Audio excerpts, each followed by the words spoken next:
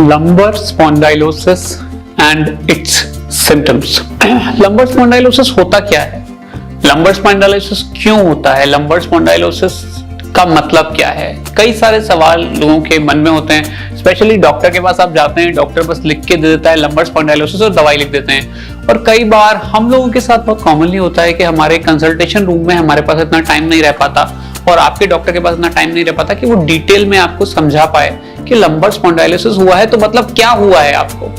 ये बहुत common problem है। तो what is lumbar spondylosis, lumbar spondylosis क्या है, इस बारे में मैं एक वीडियो के माध्यम से डिटेल में आपको बताना चाहता हूं।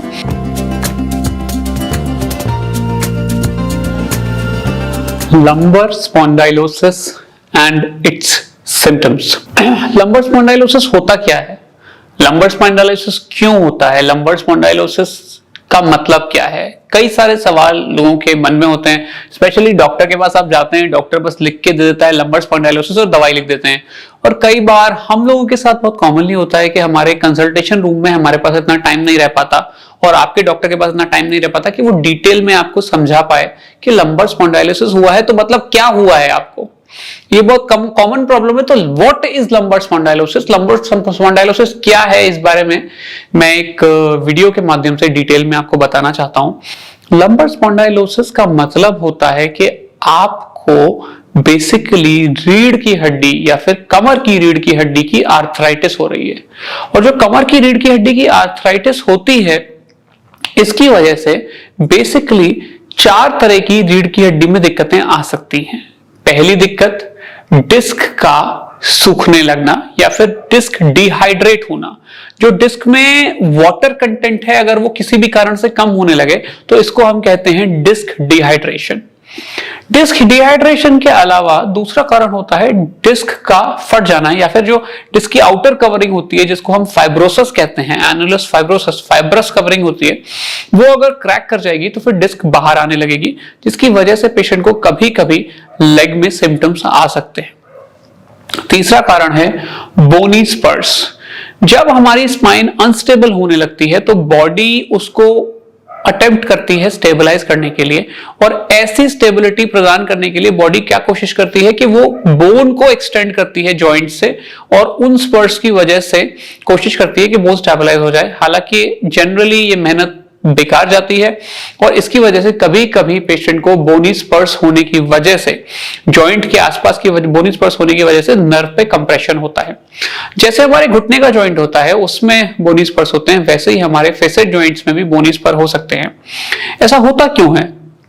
तो अगर इसकी डिटेल्ड पैथो एनाटॉमी में जाएं तो बेसिकली क्या होता है कि जॉइंट के ऊपर एक कार्टिलेज लगी होती है। जब वो कार्टिलेज घिस जाती है तो रीढ़ की हड्डी एक दूसरे से घिसते हैं और घिसने की वजह से बोनी स्पर्स बन जाते हैं जो कि नर्व को कभी कभी प्रेस कर सकते हैं और प्रेस करने की वजह से लेग में पेशेंट को, लंबर स्पॉन्डाइलोसिस के पेशेंट को सिम्टम्स आ सकते हैं। चौथा कारण हो सकता है कोई इंजरी। अगर आपको कोई इंजरी हुई है रीढ़ की हड्डी में तो लंबर स्पॉन्डाइलोसिस आपको जल्दी चालू हो सकती है और जिसकी वजह से कमर वीक पड़ सकती है। इसके अलावा कुछ और भी कारण हैं, जैसे कि कोई ऐसी डिजीज जैसे ऑस्टियोपोरोसिस जिसकी वजह से बोन वीक पड़ने लगे, कोई फ्रैक्चर, कई रीजंस हो सकते हैं। बट बेसिक जो मैंने कारण बताए, मेजर कारण यही माने जाते हैं। अब बात करते हैं सिम्टम्स की। तो देखिए, लंबर स्पॉन्डाइलोसिस कभी कभी अननोटिस्ड होती है। आप बाय चांस अपना कोई और एक्सरे करवाएंगे या कोई और जांच करवाएंगे और उसमें एडिशनली डिटेक्ट ये हो जाएगा कि लंबर स्पॉन्डाइलोसिस भी आपको है। तो बेसिकली लंबर स्पॉन्डाइलोसिस क्या है? लंबर स्पॉन्डाइलोसिस का मतलब है कि आपकी बोन में जब एक्सरे या एमआरआई किया गया तो उसमें बोनी स्पर्स दिखाई दे रहे हैं, कोई नर्व कंप्रेशन दिखाई दे रहा है या फिर डिस्क जो है वो डीजेनरेटेड दिखाई दे रही है या हर्निएटेड दिखाई दे रही है। कई सारे पेशेंट में, जैसे मैंने बताया, सिम्टम्स कोई नहीं होते और बिना सिम्टम्स के ही पेशेंट प्रेजेंट कर सकता है। बट कई केसेस में पेशेंट को सिम्टम्स होते हैं। तो सिम्टम्स अगर होते हैं तो क्या क्या सिम्टम्स पेशेंट को हो सकते हैं? सबसे पहला और सबसे इंपॉर्टेंट सिम्टम जो पेशेंट को होता है वो होता है लेग पेन।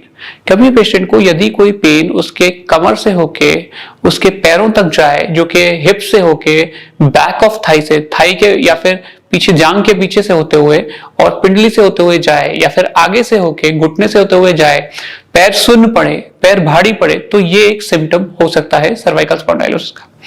इसके अलावा दूसरा सिम्टम होता है पेशेंट का पैरों में कमजोरी आना, लैक ऑफ स्ट्रेंथ, पैर से ना चल पाना, फुट ड्रॉप होना और कमर में दर्द रहना या कमर में बहुत ज्यादा स्टिफनेस रहना। कभी कभी पेशेंट को इतना कमर में दर्द होता है कि पेशेंट बैठ ही नहीं पाते और पेशेंट को काफी दर्द होता है कि वो कुछ देर भी खड़े नहीं रह पाते, उनको खड़े रहने पे कमर में या फिर पैर में दर्द होता है। एडवांस केसेस में पेशेंट को ब्लैडर बाउल इन्वॉल्वमेंट हो सकता है, लैट्रिन बाथरूम में दिक्कत आ सकती है और इस तरह की कई सारी समस्याएं आ सकती हैं। तो ये सारे सिम्टम्स हैं लंबर स्पॉन्डाइलोसिस के और लंबर स्पॉन्डाइलोसिस को हमने डिफाइन किया। यदि आपको लंबर स्पॉन्डाइलोसिस के ट्रीटमेंट के बारे में जानना है, एक और वीडियो में इसको डिटेल में हमने कवर किया है जिसका कि लिंक आप ऊपर देख सकते हैं और ट्रीटमेंट ऑफ लंबर स्पॉन्डाइलोसिस के बारे में डिटेल में बात उसमें हमने कर रखी है जिसको आप जान सकते हैं। Thank you very much.